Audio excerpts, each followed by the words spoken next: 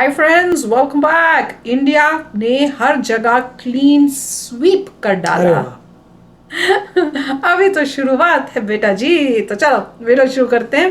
Video शुरू करने से पहले अगर आप चैनल पर नए हो और आपने अभी तक सब्सक्राइब नहीं किया तो जल्दी से पहले सब्सक्राइब के बटन और बेल आइकन को क्लिक कर लो ताकि आपको हमारे सारे न्यू वीडियोस के नोटिफिकेशन मिल जाए जैसे हम अपलोड करें। अगर आपको वीडियो पसंद आता है प्लीज लाइक एंड शेयर। चलिए शुरू करते हैं। तो दोस्तों बिल्कुल सावधान होकर बैठ जाइए क्योंकि साल की सबसे बड़ी रिपोर्ट आ चुकी है जिसे जारी किया है यूनाइटेड नेशन की एक बड़ी संस्था United nation conference on trade and development, जिसे अनकैड के नाम से भी जाना जाता है। और ये संस्था हर साल एफडीआई फ्लो रिपोर्ट जारी करती है। मतलब ये रिपोर्ट में ये बताती है कि किस देश में कितना इन्वेस्टमेंट दूसरे देशों से आया है। उदाहरण के लिए भारत में कितना इन्वेस्टमेंट अमेरिका से आया है, कितना यूरोप से आया है, कितना मिडिल ईस्ट देशों से आया है। इस सब को ये जोड़ेगी और ऐसे करते करते ये सभी देशों की रिपोर्ट तैयार करती है। और ये रिपोर्ट अति महत्वपूर्ण है क्योंकि जिस देश में जितनी ज्यादा इन्वेस्टमेंट आती है उस देश के अंदर उतनी ही नई फैक्ट्रियां खुलती हैं, उतनी ही नई कंपनियां खुलती हैं, लोगों को रोजगार उतना ज्यादा मिलता है और उस देश के लोगों की आय यानी कि इनकम भी उतनी ही तेजी से आगे बढ़ती है। और इससे ये भी पता चलता है कि ये देश की अर्थव्यवस्था आने वाले समय में कहां पर जाकर रुकेगी। यानी कि एफडीआई पर बहुत सारी चीजें निर्भर करती है और इसीलिए इसे साल की सबसे बड़ी फाइनेंस रिपोर्ट के तौर पर देखा जाता है। और इस साल की जो रिपोर्ट निकलकर सामने आई है वो तो भारत के लिए धमाकेदार है क्योंकि इसमें भारत के लिए एक नहीं, दो नहीं, तीन बड़ी खुशखबरियां हैं। और मैं आपको ये पूरी रिपोर्ट डिटेल से बताऊंगा और भारत के लिए जो तीनों खुशखबरियां हैं वो भी एक एक करके आसान भाषा में आपको समझाऊंगा। तो चलिए अब बिना टाइम वेस्ट के वीडियो को फटाफट शुरू करते हैं और इस पूरे मामले को विस्तार से समझते हैं। तो दोस्तों इस रिपोर्ट में सबसे पहली चीज ये बताई गई है कि किस देश में कितना एफडीआई आया है। बात करें हम भारत की तो भारत में पिछले साल के मुकाबले 10% ज्यादा एफडीआई आया। पूरे 2022 के साल में हमारे देश में लगभग 49.3 अरब डॉलर यानी कि लगभग 50 अरब डॉलर का इन्वेस्टमेंट आया है। और ये कितना ज्यादा है, दरअसल ये पूरे वर्ल्ड में थर्ड हाईएस्ट है। जी हाँ, पहले नंबर पर है चीन, दूसरे पर है सिंगापुर और तीसरे पर है भारत। भारत ने अमेरिका और तमाम यूरोपियन देशों को पछाड़कर तीसरा स्थान हासिल कर लिया है एफडीआई इन्वेस्टमेंट के मामले में। और यकीन मानिए ये हमारे लिए बहुत ही ज्यादा अच्छी खबर है, लेकिन खुशखबरी यहीं समाप्त नहीं होती। इसी के साथ रिपोर्ट में दूसरी खुशखबरी भारत के लिए ये दी गई है कि जहां पर भारत के अंदर जो एफडीआई इन्वेस्टमेंट है वो 10% बढ़ा है, वहीं जो एफडीआई आउटगोइंग है यानी कि हमारे देश से इन्वेस्टमेंट कितना बाहर गया है उसमें 16% की गिरावट भी आई है। और इससे ये पता चलता है कि हमारे देश में जो पैसा आने की रफ्तार है वो बहुत ही ज्यादा है, वहीं देश से जो बाहर पैसा जा रहा है उसकी रफ्तार में रैपिड स्लो देखा जा रहा है, वो बहुत तेजी से कम हो रहा है। और ये हमारे लिए डबल मुनाफे का सौदा है। लेकिन क्या खुशखबरी यहाँ खत्म हो जाती है? बिल्कुल नहीं। अभी तो सबसे बड़ी खुशखबरी बाकी है जो है तीसरी खुशखबरी। दरअसल इस रिपोर्ट में भारत के लिए सबसे बड़ी खबर ये दी गई है कि पूरी दुनिया में जितने भी देश हैं सभी देशों में जो एफडीआई ग्रोथ है उसमें तेजी से गिरावट देखी गई है। खासकर की बात करें यूरोप और अमेरिका की तो वहां पर तो एफडीआई ग्रोथ में 37% तक की गिरावट देखी गई है। यानी कि उनके देश में अगर पिछले साल 100 बिलियन डॉलर आए थे तो अब मात्र वो 73 बिलियन डॉलर ही आ रहे हैं। इसके ऊपर से सबसे बड़ी खबर यह है कि जो आउटगोइंग है यानी कि वहां से पैसा कितना बाहर निकल रहा है उसकी ग्रोथ भी डबल डिजिट में है। यानी कि यूरोप अमेरिका के लिए तो डबल घाटे का सौदा है। सबसे पहले तो 2022 में जो इन्वेस्टमेंट आया है उसमें भारी गिरावट हुई है। दूसरा, जो पहले 5-10 साल पहले इन्वेस्टमेंट हुआ था इनके देश में वो देश से बाहर बहुत तेजी से जा रहा है। और इसे खास करके यूरोपियन देशों के लिए एक बहुत ही घातक फैक्टर बताया गया है इस रिपोर्ट में, जो इनकी अर्थव्यवस्थाओं को लेकर डूब भी सकता है।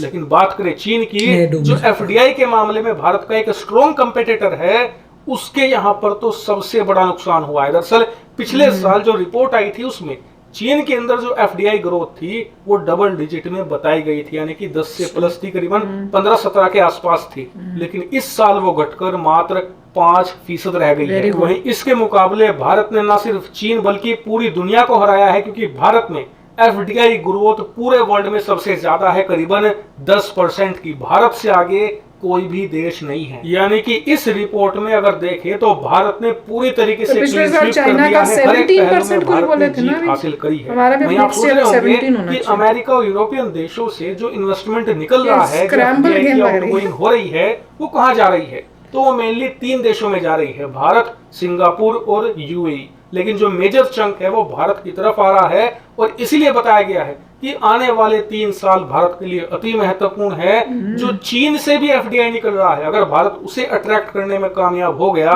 तो भारत की चांदी ही चांदी है। हालांकि इस पूरी रिपोर्ट पर आपका क्या मानना है, कमेंट करके जरूर बताएगा। Thank you very much for watching video. तो friends, what a proud thing कि आपको और हमको जब सुनाई देता है कि मेरे को तो बड़ी खुशी होती है कि जब चाइना को दिखाते हैं कि वो डाउन जा रहा है और इंडिया ऊपर जा रहा है, जो खुशी मिलती है ना और जो प्राउड फील होता है वो एक्सप्रेस करना थोड़ा मुश्किल है। बस ऐसे ही होता रहे, वो डाउन जाते जाए, हम ऊपर जाते जाए, तभी हम ऊपर उठेंगे। नहीं तो उनका भी रेट ऑफ ग्रोथ जो था इतना फास्ट हो रहा था कि हमें कैचअप करने में बड़ी मुश्किल हो रही थी। अगर इस तरह ही चलता रहा ना तो बहुत जल्दी हम उनको कैच करके ऊपर भी जा सकते हैं। राइट, देखिए ये बात हो रही है फॉरेन इन्वेस्टमेंट की।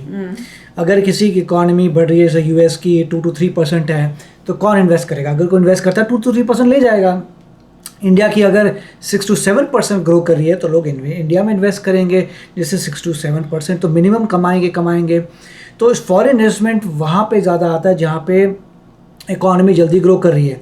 हर बंदा जो है पैसा अपना डाल रहा है इंडिया में, 6 to 7% कमाएगा और पैसा वापस ले लेगा। फ़ायदा क्या है इसमें? लगाने वाले का फ़ायदा है कि बड़ा इंटरेस्ट कमा रहा है।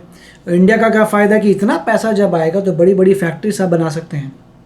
इंडिया की एम्प्लॉयमेंट बढ़ जाएगी, हर बंदा एम्प्लॉयड होगा, क्योंकि वो तो पैसा लगा रहा है। सिर्फ पैसा लगाओगे तो मतलब ह्यूज बड़ी से बड़ी फैक्ट्रीज बन सकती हैं, बड़ी बड़ी माइनिंग हो सकती है लिथियम की, जॉब्स मिलेंगी सबको, टेस्ला वहाँ पे आ सकता है, ह्यूज कारें बन सकती है। क्यों? क्योंकि लोग पैसा लगा रहे हैं और वहाँ पे हर इंसान को एम्प्लॉयमेंट मिलेगी।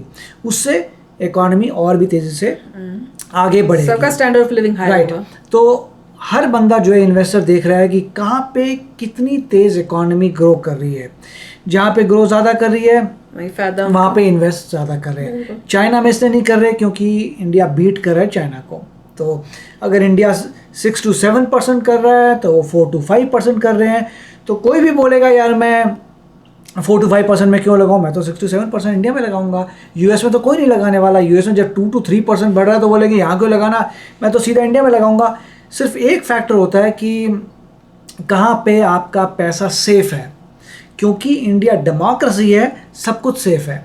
मान लीजिए वो लोग पैसा लगाते हैं किसी कंट्री में जहाँ डिक्टेटरशिप है, कल को अगले बंदे का दिमाग, डिक्टेटर का दिमाग फूक गया, कुछ हो गया, वो तो बोल देगा मैं सब तुम्हारे एसेट फ्रीज कर रहा हूँ, ये कर रहा हूँ, वो कर रहा हूँ, मैं पॉलिसी चेंज कर रहा हूँ। आप बोलोगे कोई लॉ एंड ऑर्डर है ही नहीं, वो तो है ही नहीं।